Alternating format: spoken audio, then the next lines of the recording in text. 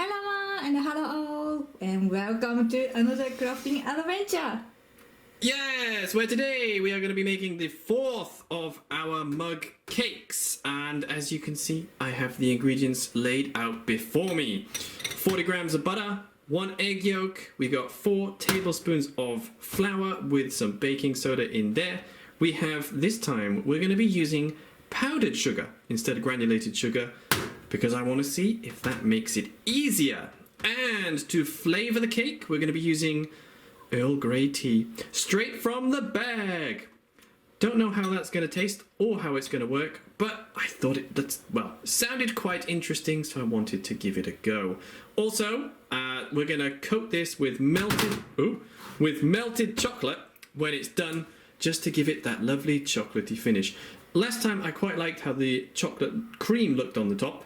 This time, chocolate cream was a bit of a hassle to make, so we're just going to melt some chocolate and pop it on the top. So, to get started on this cake, we need to put the egg, the sugar and the butter in a bowl. Mix it up so it looks like this. Then we're going to pop in a half, maybe 1, maybe 3/4 teaspoon of this Earl Grey tea, and slowly mix in the flour and baking powder. Once it's all stirred together and you're happy with it, get yourself 1 microwavable mug, which is just out of reach for me.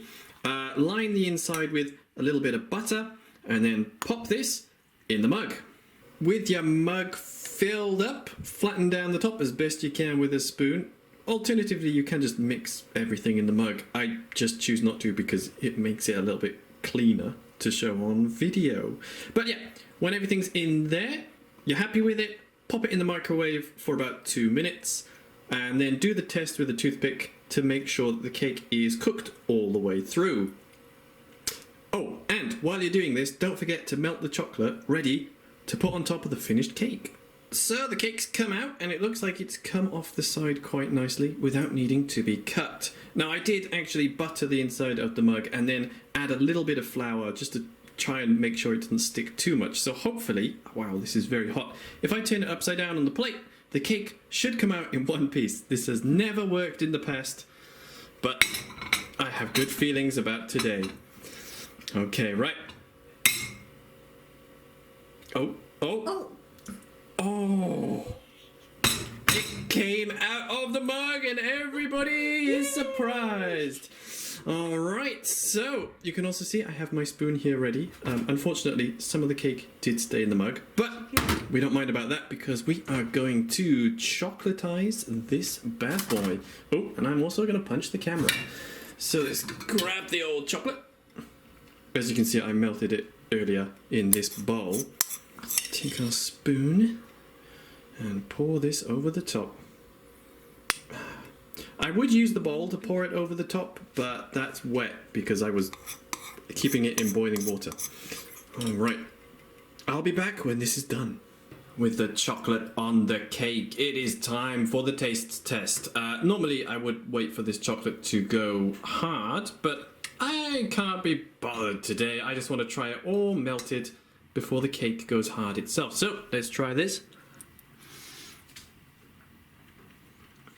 The powdered sugar helps keep the texture of the cake a lot better.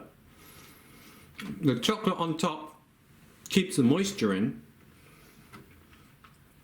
And half a teaspoon of Earl Grey tea is just enough to flavour the cake perfectly.